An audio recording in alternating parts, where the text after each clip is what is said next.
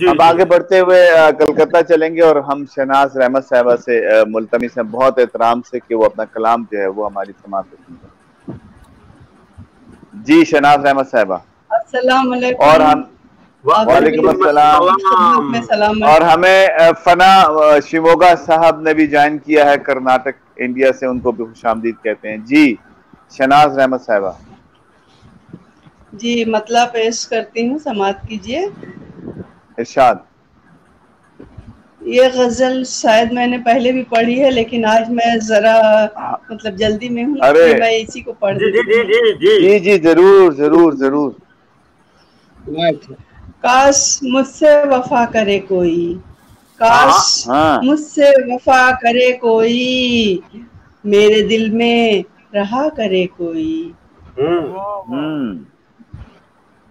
کاش مجھ سے وفا کرے کوئی، میرے دل میں رہا کرے کوئی، میں تو چلتی ہوں نیک راہوں پر، میں تو چلتی ہوں نیک راہوں پر، راہ بد پر چلا کرے کوئی۔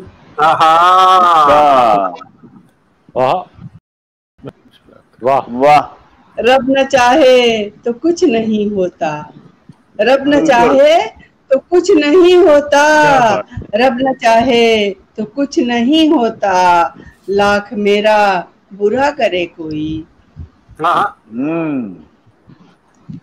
جی بہت بہت شکریہ۔ کوئی چپکے سے دیکھتا ہے مجھے، اچھا، کوئی چپکے سے دیکھتا ہے مجھے، اس کے حق میں دعا کرے کوئی، دعا کرے کوئی۔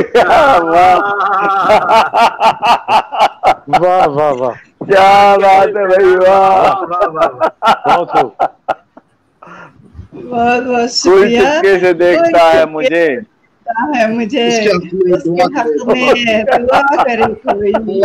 بہت اچھے۔ واہ واہ واہ واہ۔ ملنے جلنے کی کوئی شرط نہیں، ملنے جلنے کی کوئی شرط نہیں، خیریت تو لیا کرے کوئی۔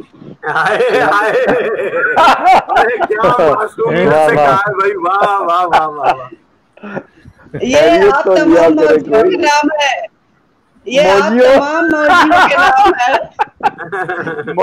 موجیوں۔ ہاں، اس خنبہ کے تمام موجود جب میں غائب رہتی ہوں تو مجھے نہیں خیریت لیتے ہیں، مجھے نہیں پوچھتے ہیں۔ آپ لوگوں کی نظر کتابیں ہیں ہم سب کے پاس۔ نہیں، ہم آپ کے لیے دعائیں کرتے ہیں جناب، فکر نہ کریں۔ جی بہت بہت شکریہ۔ ملنے جلنے کی کوئی شرط نہیں، خیریت تو لیا کرے کوئی، روبرو اس کو دیکھ لوں اب تو، بہت خوب، روبرو اس کو دیکھ لوں اب تو، کاش دل سے دعا کرے کوئی۔ کاش دل سے ملا کرے۔ اور آخری شعر بہت میرا پسندیدہ شعر ہے، سماعت کریں۔ میں وفاؤں کی بے پناہ مثال، میں وفاؤں کی بے پناہ مثال، عشق کی انتہا کرے کوئی۔ واہ، اچھا ہے، اچھا ہے۔ میں وفاؤں کی بے پناہ مثال، عشق کی انتہا کرے کوئی۔ اور مقطع پیش کرتی ہوں، سب سے کرتی ہوں میں وفا شہناز، سب سے کرتی ہوں میں وفا شہناز، بے وفائی کیا کرے کوئی۔ بے وفائی کیا کرے کوئی، کیا کہنے۔ جی بہت بہت شکریہ، آپ سب کی سماعتوں کو بہت بہت سلام۔